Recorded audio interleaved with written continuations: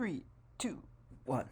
Hello, I am W.M. Siegel, and today I want to talk about reincarnation. It's a fun thing to think about, sort of thought experiment about.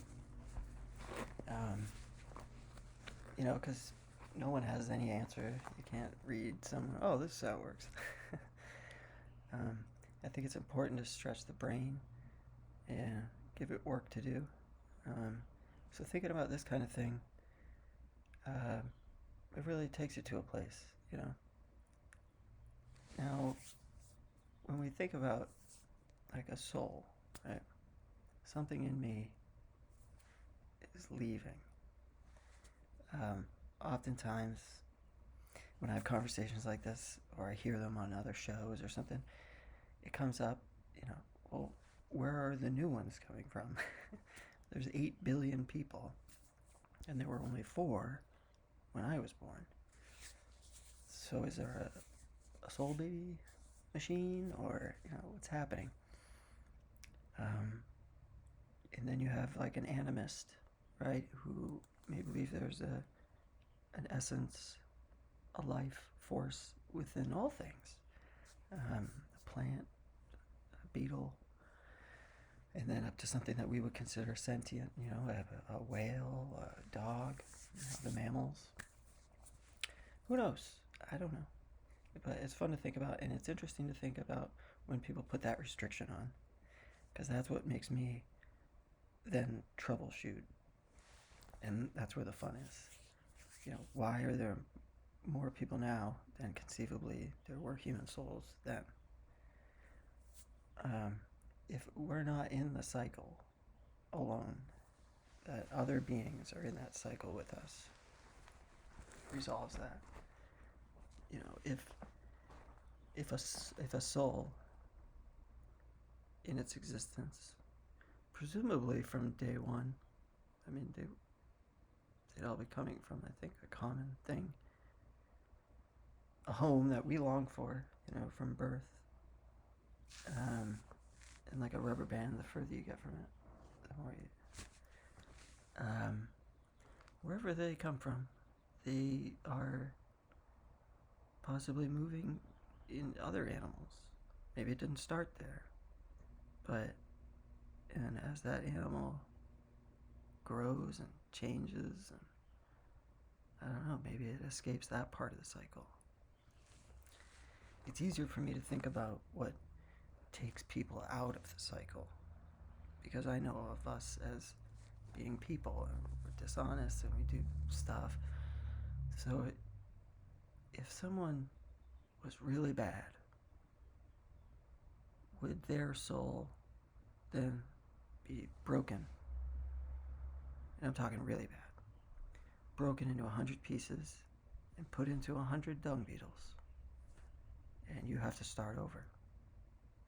And any accrued knowledge, memory of that soul's existence up until that point, you've done a really bad thing by living poorly, because you've eliminated it from the record. So there's some consequence to action in that world. Now, what if you weren't terrible, but you weren't great? Or maybe there's just something in your soul that it's too charismatic, maybe it burns too bright. And if you're caught in emotion, if you react with emotion as opposed to respond with measured thought, like an adult, it could be very bad. So maybe that soul, that's not dung beetle material. It's like, no, this one's good. It's just when it goes wrong, it goes wrong. Maybe that's broken into 2 to subdue it. And then those 2 live in new lives. Again, you lose the accrued knowledge, right? The soul has been split, but it's in 2, and it's in a higher being. So it's given like a second chance, or 100th, I don't know. That could explain why sometimes people say I think their motivation is vain, but someone could say, I was Mark Anthony in a past life, or I was Cleopatra in a past life. Well, how many of you were this one person? Well, maybe hundreds, because she could have been broken into two. And then those two, 100, 3, or just one. Some of the memory stayed, so maybe I'm wrong about that. Some of the knowledge remains, the residue.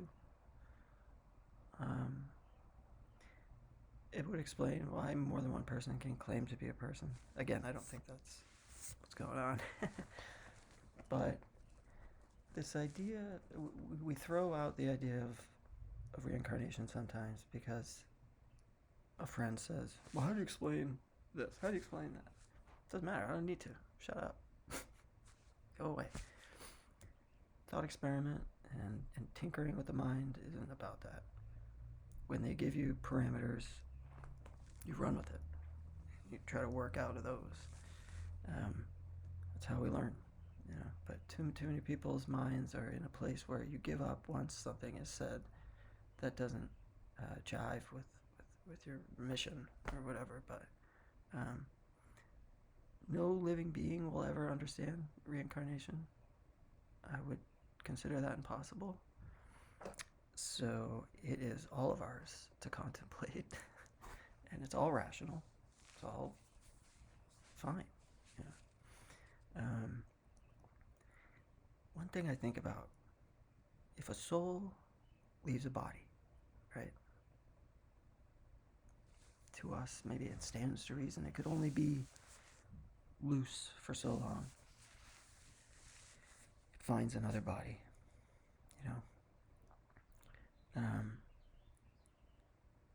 and I like to think of, like, this is just romanticizing it, but there's a little baby, and the soul finds its way to the baby. And when the baby's born, with that first breath, it's sealed. And now there's this one being that is mind, body, soul. It's all sealed together.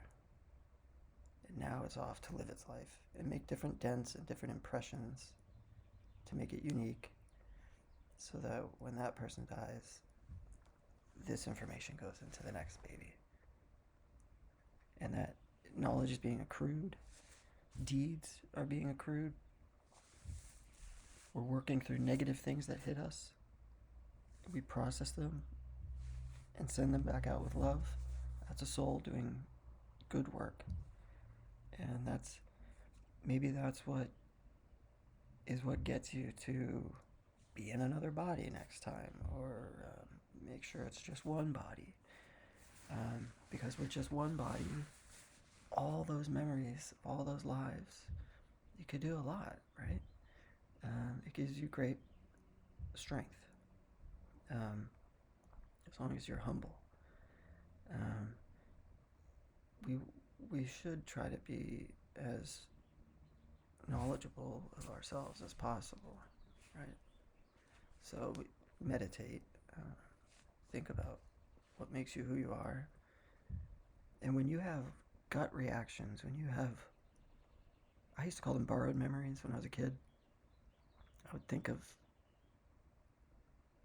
just think of something, deja vu or something like that. There'd be little moments when it's a borrowed memory, like something that, like a radio wave hit my head by mistake, because I knew that I had never been there.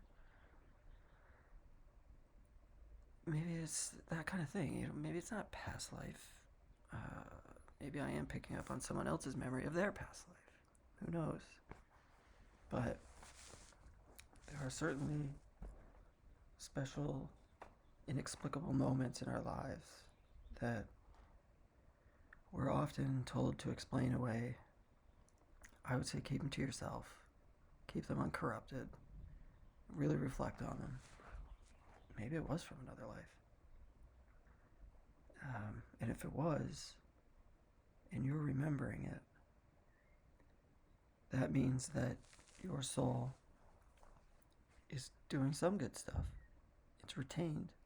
It has lifetime retention from a previous existence, which I would say is a tacit acknowledgement that you've done good in the past. You're not 100 dung beetles. I think our souls are all part of one thing that's hiding in plain sight from corruption, and that individually, as we better ourselves, we strengthen that energy, and then it moves on to the next life, hopefully stronger and stronger and stronger and stronger.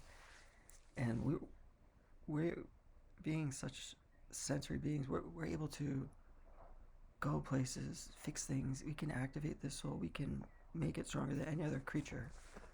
And we can also make it weaker more than any other creature. We are the battlefield. And so I think you need to strengthen through love. And ultimately, the corrupted forces in this universe will be quelled by a now reunified force of love that has maybe seemed to be hiding, but it's not. It's in here. It's doing its work. It's an insurgency. There's evil in the world, and you need things capable of love to strengthen the love. That's what we're here for. That's it. This body, all of it. You are here to make things better. When you encounter the negative, you make it positive. If someone is down, you lift them up. That's all you're supposed to do. Everything else, frill. To want rather than need. I just think we should all think about this stuff. I don't have the answer. Nobody does. The Dalai Lama doesn't know. I promise you. I mean, why would he? Why wouldn't you tell people? I'm not a big fan of priests people, holy people. No one has the answers. So you are fully qualified to go look for the answers concerning the human soul. More qualified than anyone else. We are all the most qualified. And we need to be thinking about these things, and we gotta stop listening to other people. In the sense of new agey, wellness stuff. I don't know. The answers are inside of each individual. They are not on the outside. There is nothing without. It's all in here. All of it. You'll find it. I'll find it. And we'll meet each other. And we'll agree on it. It's not going to be hey, I need to teach you this, or I need to learn this from you. We'll agree on it. Because we have the same laboratory. We have the same medium. And if we do the experiment the same, we're going to come up with the same result. A nice soul making the world better.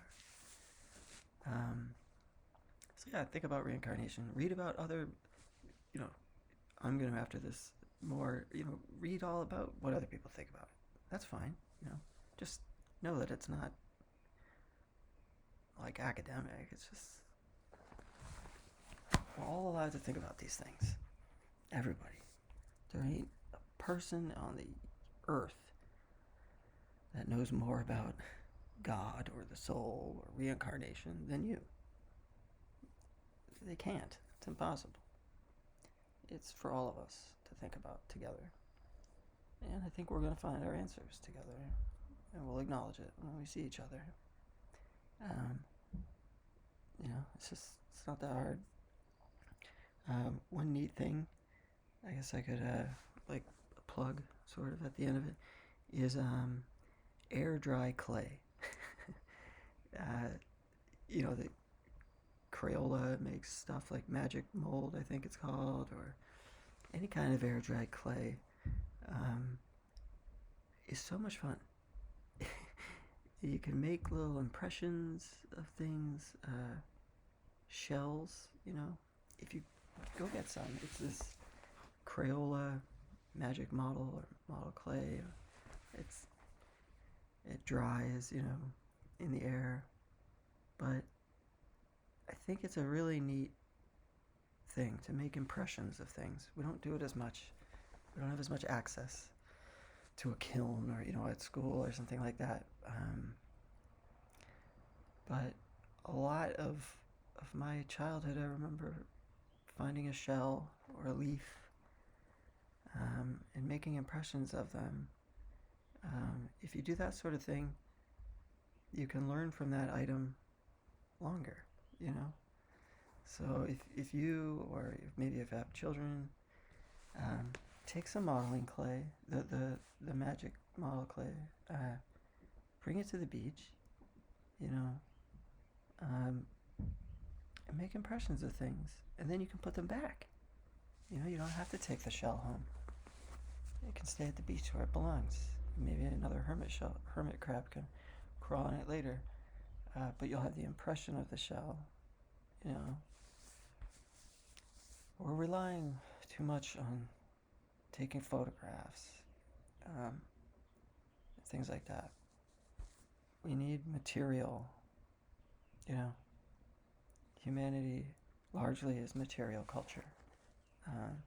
And I think that we need to be able to look at things, take them with us, look at them somewhere else, watch it change, have it break, and then say, I need to go get another shell. That's life. Life is what happens in between all these things. Walking to the place, tripping, falling. We're not doing any of that stuff, you know? So we gotta get analog again. Write things down. Get a damn pencil. And if you want, just write the alphabet. Write it 26 times. And you might say to yourself, well, why? Who cares? Nobody writes anymore. Well, the act of writing exercises the mind, you know. All these things that we do with our hands make the mind sharper. So if you're not making stuff, it doesn't have to be good, you know, but if you make up one paper airplane a day, something. You have to make something. Humans have to make something, or we rot. I think we're seeing that, you know. So go get some Crayola model clay. It's like $1. Make some impressions.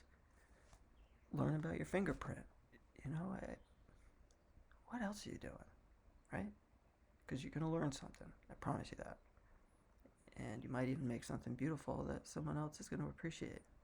It's another good thing, right? This is the important stuff. All right, peace.